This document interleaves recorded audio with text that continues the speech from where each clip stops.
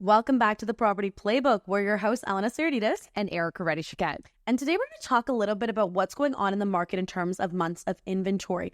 There's condos, there's semis, there's detached. All of them are sitting for different amounts of time. And it seems like we're in different kinds of markets, even though we're buying and selling at the exact same time. I agree. And I think this is a really important topic. I actually was like, we need to talk about this because I have a lot of clients that are sitting in the condo market from a sales standpoint and buying in the housing market. And they're literally like, Erica, we're in the same city doing the same thing, yet how are we transacting in two completely different markets? And the answer is months of inventory. So let's debunk it. What does that mean? What does that look like?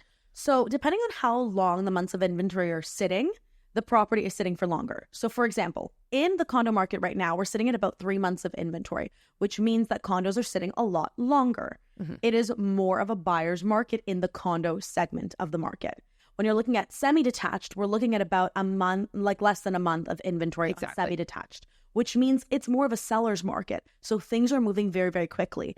And the detached market's sitting around a month and a quarter. Yeah. So pretty much we're seeing, I guess, semi and detached markets sitting almost the same. You don't have a lot of standing inventory, meaning you don't have a lot of product, and you've got more buyers than you have sellers. So you've got an imbalance in the marketplace. And then in our condo market, to your point, you've got the reverse. You've got way more product and not as many buyers. And so the absorption rate is very different in the same two markets. So the navigating of these markets, I think, is what's really important. Well, this is my question. Do we have more of that unbalance because a lot of people are choosing to upsize right now?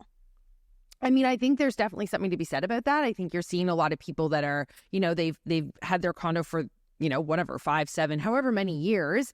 And now, to your point, they are upsizing. They're looking for that change. And I think they are kind of in this notion that the spring market is when things really happen. And the spring market is absolutely when things happen. It's not that things aren't happening. They're just happening differently.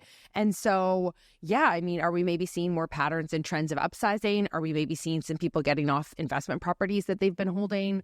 Again, that's where you're seeing the condo inventory. We've talked about pre-construction. You're definitely seeing more pre-construction entering the marketplace. So I think all of those factors are making up for some of the inventory that we're seeing in the condo market. You actually made a key point, investors letting go of inventory. So there was actually a stat, I don't have it off of the top of my head right now. Message me if you want it. Don't quote her. No. But there is a stat that says that the majority of the condos up on the market right now are either vacant or tenanted, which means that they're most likely investor-style units that are being offloaded. And could that be because of the way interest rates are right now? Investors aren't cash flowing on condos. And it's been a while since we've cash flowed on condos. So definitely. Is this their way of just liquidate the asset and move it into a different asset class? Yeah, I mean, listen, if I look at, and I mean, this is just a sample size, obviously, of what I'm dealing with today kind of in my business. But if I look at the condo listings that I'm holding, 2 would be investors. 1 would be somebody that's looking to upsize. And the other one coming to market would, again, be another upsize. So if we just want to talk about, what was that, 4 or 5 examples, 50% of them are investors, 50% of them are looking for more space. And so right there, that's exactly what we're talking about. You're seeing that desire to liquidate that, that property. And in this case, a lot of the investors are going, I've had a great run. I've made, good money. It's costing me a lot more to carry. And I think I can park or diversify or move my money and place it in another place right now.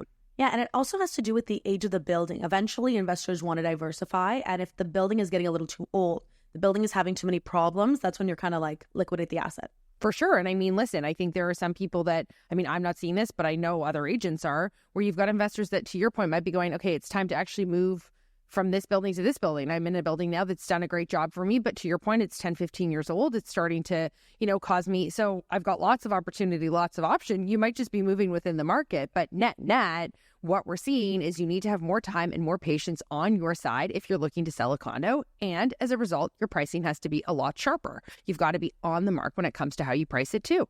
And I think that also plays a role because people get into panic mode. Like, I can't believe the condo down the street or the condo in my building sold for a certain number. But you have to remember, if it was an investor, they've already made their money to an extent. Mm-hmm. They bought it 5, 6 years ago, maybe 10 years ago. There is profit to be made still. Yeah. So they can sell it at whatever number and still make it out. But if you're looking to upsize and you need that sale at a certain number to be able to make that move, you're most likely going to sit on the market a lot longer. Definitely. And I think the one thing you have to remember when you're looking at pricing in a condo is it's very black and white. I mean, really, it is breaking down the price per foot. It is looking at the price per foot of your unit relative to the other sales. And it's really understanding, okay, do you have the CN Tower view or not? Do you have a high floor or not? Do you see the sun or not? Do you have we're not talking major differences here. We're kind of talking, okay, let's look at the last, I would say 3 months of inventory is relevant. Let's break it out on a price per foot and let's go, apples to apples or pears to apples or whatever it is and figure out what the place is worth. And that's what it's worth. And then how you figure out your pricing and your strategy is really how strategic and how on point do you want to be to make sure that you're the condo that sells in, 2 weeks or 30 days. Because that to me is a reasonable time horizon if you've priced it right to get it to move. Yeah, definitely. But it comes down to price. Yeah. Price matters the most, especially right now, especially if you're going in the condo market. I'm not seeing any offer nights on condos. No, I don't know if I'm not. Yeah. Either. I think it's very, very rare. And then the other side of the coin is if they do an offer night, how many of them are successful versus how many of them are not. Yeah. In the semis and the detached, I'm seeing offer nights left, right, and center, and everyone has the exact same date. Yes. Well, and I think this offer night kind of goes back to what we talked about earlier. It's supply and demand. I mean, if you've got a condo and you're one of 9 or 10 or whatever listings in the building, or goodness, 30 listings in a block, I mean, why do you think that you can, put an offer night in place and have everybody run to yours? It's delusional. But if you're the only house on the block, or frankly, the entire, pocket that the clients want to buy into, then of course you've got the upper hand to say, I can have an offer date because I know there's more than one buyer for my property. And I think that's the big thing. It's this, I know we've drilled this, it's the supply, it's the demand. And you've got, this is like back to, I don't know, when did we learn supply and demand? And I'll probably roll our eyes in school. It's that. It's going back to those basics. So I think the moral of the story is if you're a condo seller, don't be shocked if you're not getting showings every single day, but make sure you are the nicest looking property on the market that's priced the best. Yes. Because you can't leave anything to chance. If someone walks in, it needs to look amazing. Yes. So staging the property, in my opinion, a must. Even if you live there, get it lightly staged on top of your furniture, or even move some stuff out. Like, your goal at the end of the day is the same as ours, to get you the most money possible. Yeah. Which means we need to do everything humanly possible to get you that result. Yeah. So stage it if you can stage it, and then price competitively. Yes. Like, if there's 18 units for sale in your building and they're all priced around the exact same mark, don't go price the exact same way. No. Because clearly it's not working. Yeah. And I always say, so my rule of thumb in this marketplace is 30 days or 30 showings. Whichever comes first is your sign that you need to adjust. Whether you need to adjust price, whether you need to adjust, your strategy, your plan, your marketing, whatever it is. But that to me is the market saying to you, you're not on the money. Okay, I like it. There you go. I think I'm going to change things up. 30-30, everybody. 30-30. And it works, and I always say to clients, right, even before we go into it, if we hit this or this, 30 showings or 30 days on market, and we haven't had movement, then we aren't properly positioned. And then they watch for it. And normally sometimes I get the email being like, okay, we're at the 30-day mark. And I'm like, my goodness, you're right. I was like, had you top of mind, but you beat me to it. So I think it's managing expectations and it's understanding positioning. And then to flip, let's look at what that looks like when you move into the detached or the semi-detached market, because I think it can be mentally really hard if you're living in the market we just talked about, trying to get your condo sold, and then you're watching this kind of chaos and frenzy and craziness. It can be hard to wrap your kind of mind around how that's going to work and just logically what's really going on. Well, I think first, if you have a condo that you need to sell to be able to buy the house, sell the condo first. Agreed. Get a long closing. Get a long closing. You're going to find a house. You're going to find it. And the more pressure you have on yourself too, the more you're like, we're not messing around. We need to find the exact house. We'll look on market, off market, whatever. We will find you the house. It will happen. Yep. When you're looking at the houses and you're looking to both sides of the coin, if you're the listing side or if you're the buying side, on the buying side, you need to come prepared. And we talked about this weeks ago. Yep. Like, how to go back and listen to that. Go back. Not multiple episode. What do multiple offers look like and what do bidding wars? This is super, super topical to what we're talking about right now. Exactly. You're entering that market. So like, how to deal with multiple offers, how to deal with going in firm. What happens if they don't have an inspection? Like, these are things that you should know before you get into the buying in that kind of market, because it moves very, very quickly. Mm-hmm. Like, listings in that pocket, in that semi-detached, detached pocket, are probably running for 7 days. Yeah, if that. Yep. So if they are running for 7 days, that means you have 7 days to get all your ducks in a row. Yeah. 7 days to figure out financing, 7 days to figure out If you need an inspection, 7 days to look at status, like you need to figure it out.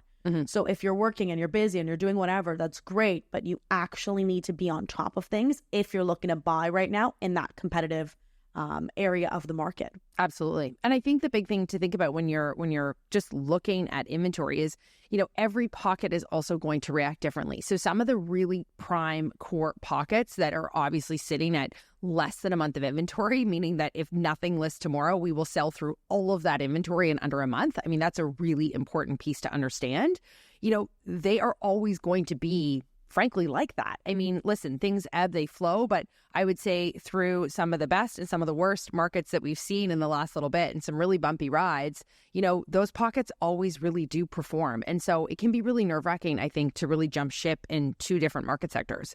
But just understanding the demand for those neighborhoods and the demand for those markets, I think can make it smoother to go from a buyer's market into a seller's market. Because mentally, there's a lot that's at play. Definitely. And the other thing is, like, we're not bashing condos in any way, shape, or form. No. Oh my gosh, no. But when you're looking to invest in a condo, especially now because you have a lot of options, you should be looking for something a little bit more unique or something that's going to last for a long time. Yeah. Like, it's going to be a timeless type of unit, a really amazing view that's not going away. Maybe it's loft style, so it's a little bit more unique in terms of you're not going to see many more of these out there. Yep. So when the market does shift, you are the hot property on the market. Absolutely. And I think you touch on such a great point. I mean, I always say to people, if we finish a day of showing and I go to you, okay, what condo stood out? And your head is frankly just spinning and you're like, Erica, I don't know, I can't even remember one from the other, then like none of those are the right offering, because fast forward to when you go to sell, your product is going to be a blur to everybody else, just like it was a blur to you.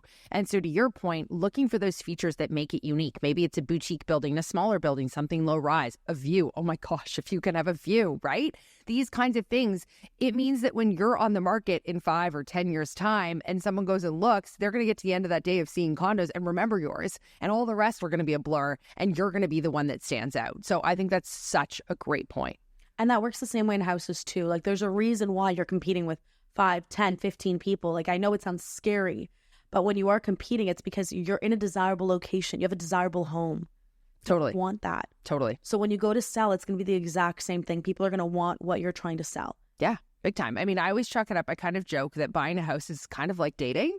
And I feel like it's, sometimes you look at the house on paper and you're like, this is the one. And you get to it and you're like, what? Really? That's it? Like, that's how it holds up? It's like a dating profile. That's right? what it is. Because if you look at the photos and you look at the description, you're like, oh my God, maybe I just found the one. Right. And then you look at it in person, you're like, was I just catfished? Right. Is it really, like, is this the same place? Exactly. But it happens, and that's the real estate market. Like, if we do our job properly, the place looks phenomenal. Absolutely. On paper. And if we do, like, really go over the top, it looks as phenomenal in person. Yeah. But yeah, a picture is supposed to be that. It's clickbait. It's supposed to get you into the door. Yeah. And we need showings to get offers. Yeah. So yeah, they're going to look amazing. Yeah, the description is going to be phenomenal.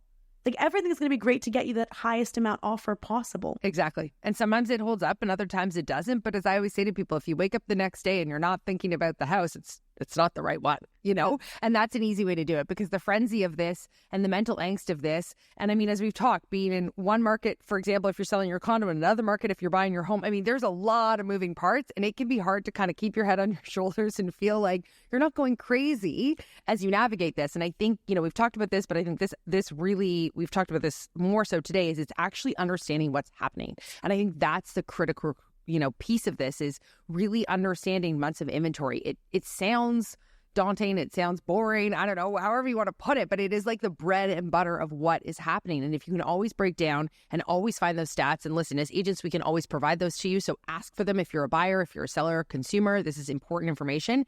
Get the months of inventory, understand standing months of inventory, understand how inventory is moving, because that is going to shape your search or your sale or whatever it is that you're doing in the real estate market. And the other thing I would say is the stuff that moves the quickest always in every market is entry level in every price point. Yes. So entry level condos move the quickest. Entry level houses move the quickest. Absolutely. That's how it works. The most amount of buyers can afford what you're selling. Totally. So they move faster. And I would say, like, if we want to break entry level down, I would probably say entry level condos, at least from my standpoint, sitting kind of in that 550, 600 threshold. I would say the entry level houses are sitting kind of, I mean, in an ideal world, around that million, 1.2, 1.3. They move a lot more because that is a, you know, there's a lot of play. It's a hot price point. So I'd say that's creeping more to kind of 1.3, 1.5.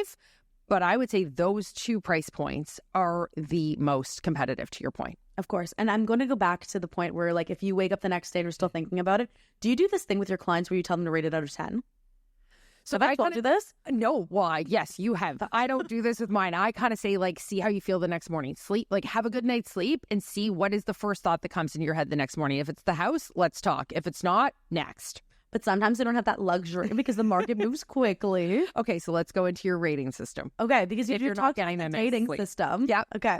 So I tell people rate out of 10, don't use 7. 7's a cop-out number. And if my clients are super smart and they'll be like, well, can we use 0.5 numbers? And I'll be like, no. Yeah. You cannot use whole numbers 1 to 10. Okay, so we've gone into a house. Okay, so then I'll tell you, Erica, rate it out of 10. Don't use 7. And if the answer is 6 or lower, it's not your house. There's absolutely no reason why we're still sitting in here talking about it. It's not it. If you rate it an 8 or a 9, you consider putting in an offer. Got it. It very much could be the house. There is no such thing as a 10. Even unlimited budgets don't get you a 10. I agree with that. I think probably the most interesting piece is the number of times where people are like, well, someone in XYZ budget must always get, you know, exactly what they're looking for. And I'm like, I know this is hard for everybody to believe, but there is absolutely no budget where everybody feels they get everything. No, and you'd be surprised how many times where you buy something and you're like, oh my God, I just sold my clients the most amazing property ever. I'd move in there. It's fantastic. And then all of a sudden I get a call a week later and they're doing renovations. I'm like, what are you renovating? It was done. Yeah. And they were like, no, we have an amazing idea. We're going to do all this work to it. And I'm like, you bought a fully renovated house. What work are you doing? Yeah. But even with an unlimited budget does not necessarily mean you're going to get everything that you want. Exactly. And like, that's what people need to understand. I like that. So rated a 10 again, like it's not possible. Yep. It's a unicorn. So we're talking 8, 9. You're really, that's the house. That's our house. 7, I agree with you. 7 is a really easy one to hit and be like, it's average. A funny thing is, one of my clients, I said this in front of his nephew.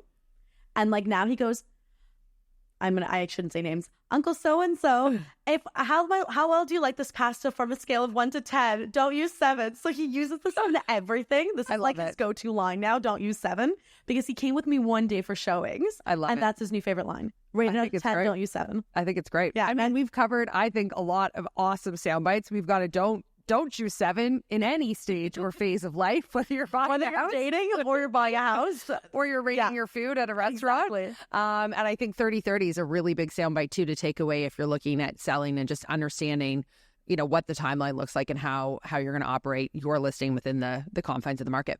Once again, it's Elena Sarditas and Erica Reddy-Chiquette. And today you listen to Property Playbook. If you like content like this, make sure to like, follow, and subscribe.